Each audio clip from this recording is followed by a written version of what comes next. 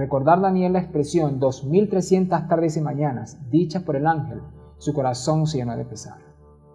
Pensaba que Dios estaba extendiendo el plazo del exilio añadiéndole 2300 días más.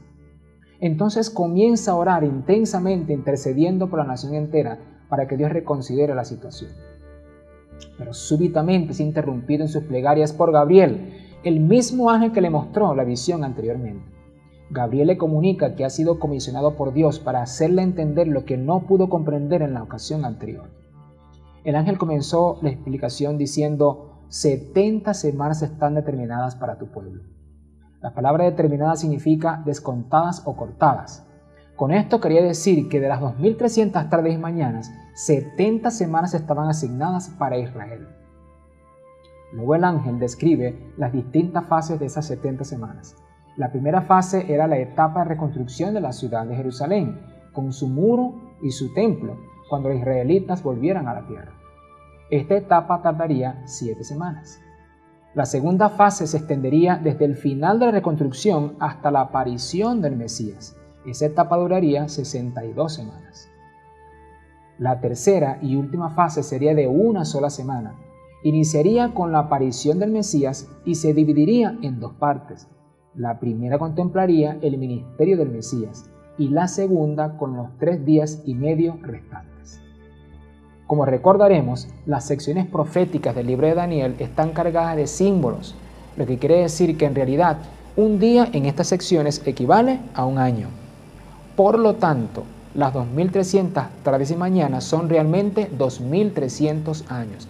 Y esto nos lleva a que las 70 semanas, que son una parte de los 1300 años, no son semanas literales de días, sino 70 semanas de años.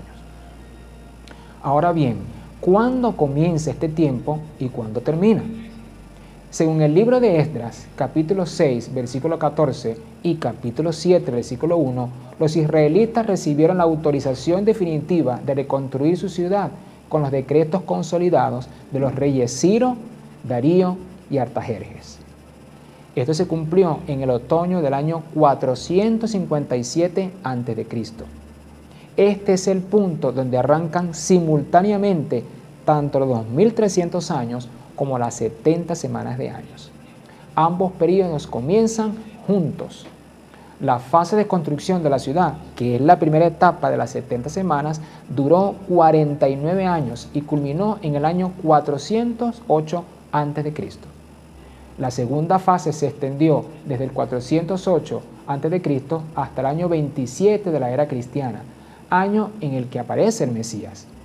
Entonces, Cristo es bautizado en el río Jordán y está relatado en el libro de los Hechos de los Apóstoles, capítulo 10, versículo 38. Allí mismo Jesús es ungido con el Espíritu Santo. La tercera fase de las 70 semanas va desde el año 27 de esta era hasta el año 34. Como ya dijimos, esta última fase se divide en dos partes. La primera se refiere al ministerio público de Cristo, el cual duró 3 años y medio y se extendió desde el otoño del año 27 de nuestra era hasta la primavera del año 31, cuando Jesús murió, resucitó y ascendió al cielo. La segunda parte abarcó desde la primavera del año 31 hasta el otoño del año 34, cuando la nación de Israel rechazó por completo la predicación del Evangelio, matando a Esteban y desatando una persecución contra los apóstoles. Estos eventos se encuentran en los capítulos 7 y 8 del libro Hechos de los Apóstoles. De esta manera Israel cerró su tiempo de oportunidad como nación escogida por Dios para ser la depositaria de la palabra de Dios y ser la encargada de llevar el Evangelio al mundo. Y también cerró sus 70 semanas de años. Después de esto, según Daniel capítulo 9, versículo 26, vendría la destrucción definitiva de Jerusalén, lo que dramáticamente se cumplió en el año 70. En la historia antigua de Israel se pudo comprobar de manera precisa el cumplimiento de la profecía. Nabucodonosor invadió Israel en el año 606 a.C. y la destruyó definitivamente en el año 586. Desde allí Israel no fue más una nación independiente. Los babilonios, los persas, los griegos y los romanos se sucedieron en su control hasta que la ciudad fue destruida en el año 70. No fue sino hasta 1948 de esta era cuando se creó el actual Estado de Israel. Sin embargo, de los 2300 años quedaban aún 1810 años por transcurrir.